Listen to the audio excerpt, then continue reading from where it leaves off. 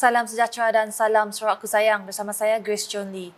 Fokus berita tengah hari, Polis Diraja Malaysia PDRM khasnya kontingen Sarawak sentiasa memastikan keselamatan dan kesejahteraan masyarakat di negeri ini dalam keadaan aman dan terpelihara.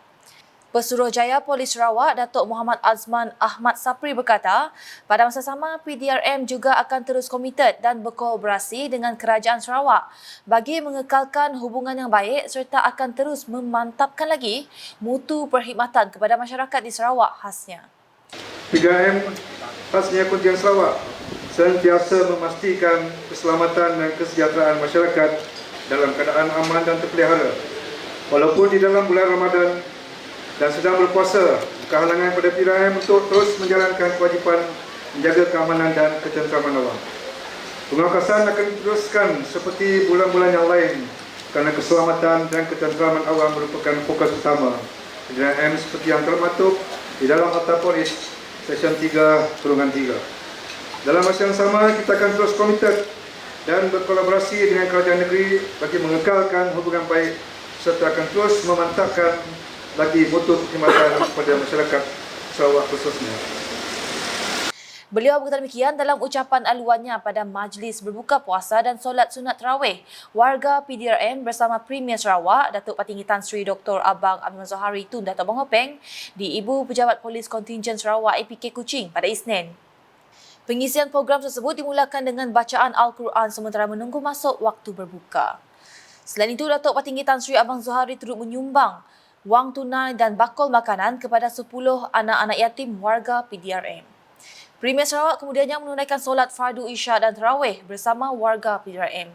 Turut hadir Pesara Polis Tan Sri Muhammad Jamil Johari, Ahli Dewan Undangan Negeri Adun Satok Datuk Ibrahim Baki, Timbalan Pesuruhjaya Polis Sarawak DCP Datuk Mancan Atta dan isteri pengerusi Perkek Kontingen Sarawak Datin Nasariah Muhammad Nasir, Ketua Pegawai Eksekutif Lembaga Amanah Kebajikan Masjid Negeri Sarawak Datuk Abang Abdul Wahab Abang Julai serta tetamu lain. Berita seterusnya, Ketua Masyarakat dan Tuai Rumah mempunyai tanggungjawab yang penting selain perlu peka dengan keadaan semasa berpandukan polisi kerajaan kini. Menteri di Jabatan Premier Sarawak, Datuk John C. Ketayar berkata, kesemua mereka ini mesti aktif mendapatkan maklumat terkini dan pelbagai agensi kerajaan seperti pejabat daerah dan juga Jabatan Pertanian. Jadi tuan rumah mesti bekerjasama dengan penghulu, bekerjasama dengan surat konsular, bekerjasama dengan wakil rakyat. Nanti tuan datang limpah ke diri, tinggal ke diri, lepas maya mesti pengawal.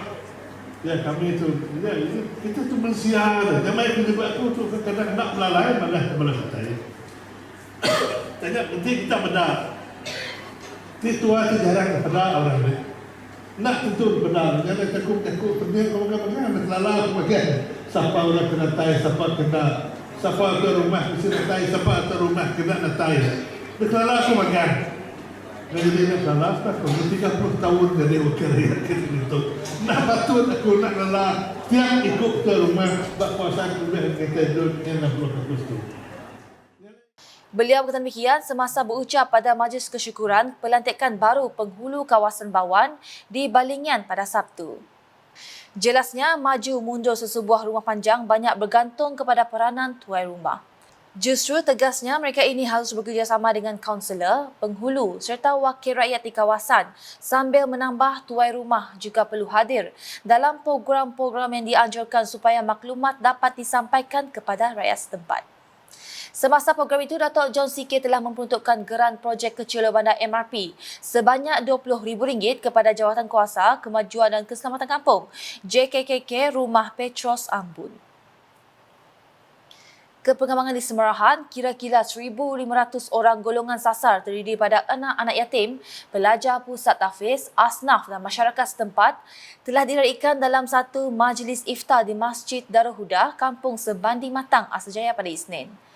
Majlis Santunan Kasih Ramadan 2023 Anjuran Kementerian Kemajuan Desa dan Wilayah KKDW itu disempurnakan oleh Timbalan Menteri Kemajuan Desa dan Wilayah Datuk Rubiah Wang. Kampung Sebandi Matang, Asrjaya menjadi lokasi terakhir Majlis Santunan Kasih Ramadan 2023 diadakan selepas lokasi pertama di Masjid Batu Lapan, Gombak, Selangor. Selain merapatkan jalinan ukhuwah di antara pihak KKDW dengan masyarakat, Datuk Rubiah Wang turut menyampaikan sumbangan daripada MARA dan Rural Capital Berhad berupa 50 naskah Al-Quran kepada Masjid Darul Huda, Kampung Semadi Matang, Asajaya. Turut hadir dalam majlis tersebut ialah Menteri Pelancongan Industri Kreatif dan Seni Persembahan Sarawak, merangkap Adun Asajaya, Datuk Seri Abdul Karim Ramah Hamzah, Ahli Parlimen Batang Sadong, Rodiah Sapii dan Ketua Setiausaha KKDW, Datuk Seri Ramlan Datuk Harun. Dalam majlis itu juga, beliau turut menyampaikan sumbangan duit raya daripada Felcra kepada 200 orang pelajar tahfiz dan anak yatim dengan jumlah keseluruhan bernilai RM10,000 berserta sumbangan 1,000 pek kurma kepada warga tempatan yang hadir. Beralih dengan laporan di Miri, Pertubuhan Belia Kebangsaan Bersatu Sarawak Sarbekas Cawangan Senadin dengan kerjasama Kolej Komuniti Miri telah mengagihkan 1,000 pek bubur lambuk kepada orang ramai di perkarangan Pusat Membeli Belah Permai Mall Miri pada Ahad. Menteri Pengangkutan Sarawak merangkap Adun Senadin Datuk Sri Lee Kim Shin turut hadir merasmikan serta menyempurnakan program tersebut. Ia diadakan untuk merapatkan hubungan sarbekas dengan masyarakat dan memupuk semangat muafakat dalam kalangan komuniti setempat. Masih dengan perkongsian di Miri, tradisi berkongsi rezeki di bulan Ramadan diteruskan Persatuan Orang Kurang Upaya Fizikal Miri POQFM dengan mengagihkan 400 pek bubur lambuk di Pusat Aktiviti POQFM Miri. Program edisi kedua itu dianjurkan menerusi kerjasama Laksa Runners Miri pada Ahad. Timbalan Menteri Pelancongan Sarawak merangkap penawang POQFM Datuk Sebastian Ting Chiu berkata, bubur lambuk berkenaan diedarkan kepada masyarakat setempat. Tahun ini kedua, second year lah yang ini memang saya ucap terima kasih lah Sri yang menjemput saya datang sini dan memang datang sini memang saya sangat gembira pun datang sini bersama-sama agihkan bubur lambuk dan pun ada satu peluang untuk saya ucap selamat Hari Raya Aidilfitri lah. Dan nanti belum lagi akan datang few more days. Today is berapa hari sudah? Less than 2 weeks. Today is the 10th. So we got 18 days. So we got 12 more days. 12 hari lagi lah. Sudah Hari Raya Aidilfitri lah. Saya mewakili lah bersama-sama semua SUPP dan pasukan sini ucaplah selamat Hari Raya Aidilfitri, Mahal Zahir dan Batin. Manakala di Daro, sebuah pasar tani kekal akan diwujudkan di Daro tidak lama lagi bagi memberi keselesaan kepada para peniaga. Menurut Adun Daro, Safi Ahmad, pasar tani kekal itu telah diluluskan oleh Premier Sarawak, Datuk Patinggi Tan Sri Dr. Abang Azman Zohari Tun Dato' Bongopeng pada lawatan beliau yang lepas dengan peruntukan sebanyak RM15 juta. Beliau berkata demikian semasa berucap merasmikan program Jualan Khas Syawal Madani dan Jelajah Ramadan di tapak Pasar Tani Daro pada Ahad. Jualan khas ini bertujuan memberi bekalan bahan mentah seperti ikan, sayur dan lain-lain kepada penduduk setempat sempena Ramadan dan Syawal yang akan tiba. Tambah Safi'i lagi, pasar tani ini masih lagi relevan kepada masyarakat kerana di sini untuk mendapatkan barangan hasil tani dan hasil laut bagi keperluan seharian. Pada majlis bersama, Safi'i berkesempatan mengumumkan sumbangan sebanyak RM5,000 kepada Persatuan Pasar Tani Daro bagi menampung keperluan kanopi dan meja tambahan.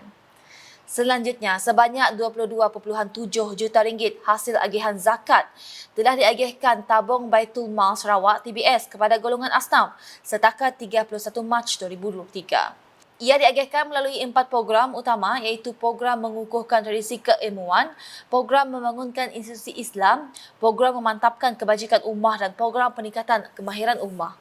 Terdahulu, Pengurus Besar TBS Datu Abang Muhammad Shibli Abang Muhammad Naili telah menyerahkan bantuan kewangan berjumlah RM149,640 kepada 650 orang penerima serta 23 buah pusat tahfiz dan sekolah agama. Penyerahan tersebut dilakukan oleh beliau sendiri pada Majlis Iftar Perdana sempena program Kasih Ramadan Tabung Baitul Mal Sarawak 2023 bertempat di Kompleks Islam Sarawak, Kuching pada Isnin.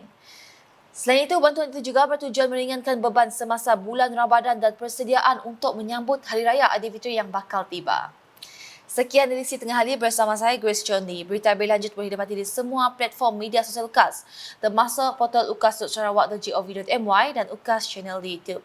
Sebelum mengakhiri buletin UKAS, saksikan sorotan Majlis Berbuka Puasa dan Solat Sunat Tarawih Premier Sarawak bersama warga PDRM di Ibu Pejabat Polis Kontingen Sarawak APK Kuching pada Isnin. #Menyebar Fakta. Salam UKAS.